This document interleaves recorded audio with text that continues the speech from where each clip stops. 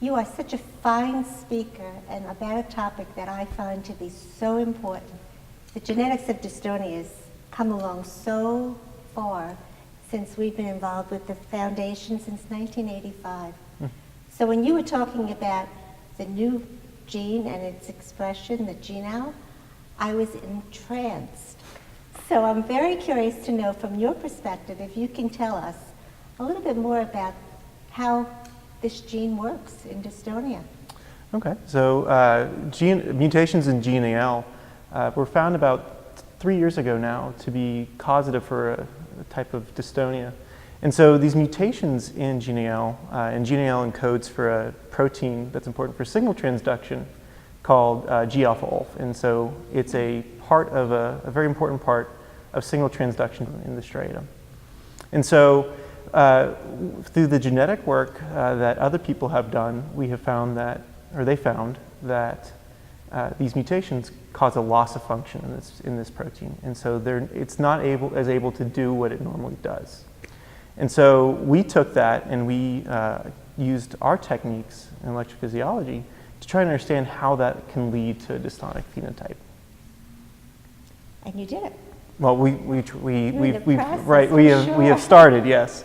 And so we have found that mutations in mouse models of this mutation, that these mice are less responsive to dopamine agonists, and they are just not able to move quite as well as their normal cousins in the cage.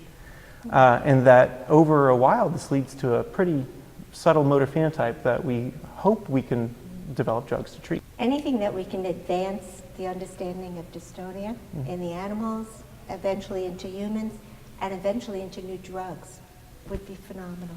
As the mother of 4 sons, 3 of whom have generalized dystonia, we pray every day for a better understanding.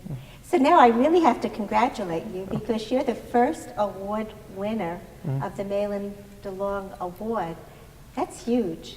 That's a huge award. It's certainly an honor. You know, Moehle is just a giant in the field of movement disorders, and to be named the first Moehle DeLong Fellow is just a very special honor. And I'm very honored to be here today to be able to talk about the work that the DMRF has funded me to do.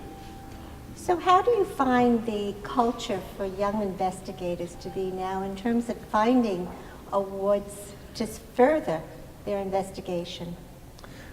Well, as a postdoc and a junior scientist that's hoping to develop my own independent research program, awards like the Moehle DeLong Young Investigator Award are just critical.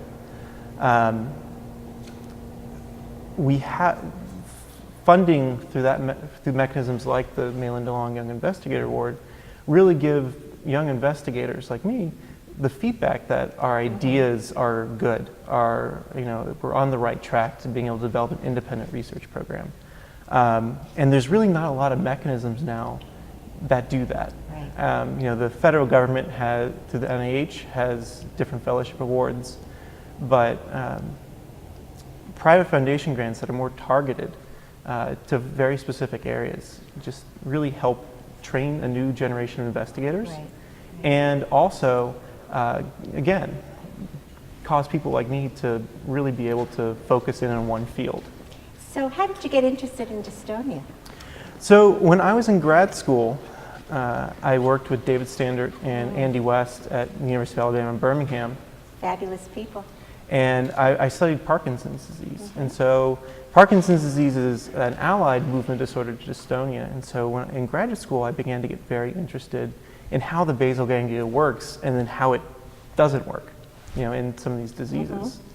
And so that my interest started there. I joined the lab of Jeff Kahn at Vanderbilt University as a postdoc. And my interest, and he has a huge number of tools that we were able to use. And so my interest in being able to understand the basal ganglia kind of grew from there. And so that's where I ended up in dystonia, is that we knew that these mutations in GNAL existed. We had a mouse model that we could study, and then we had all of these other tools, these pharmacological tools, that we can really try and figure out what's going on. Well, we need to keep you in the field because you're our future and our hope. So I thank you so much. It's been a wonderful day. Yes, thank you so much. Again, I'm very honored to be here, and I'm very honored to be the first Moehle DeLong investigator.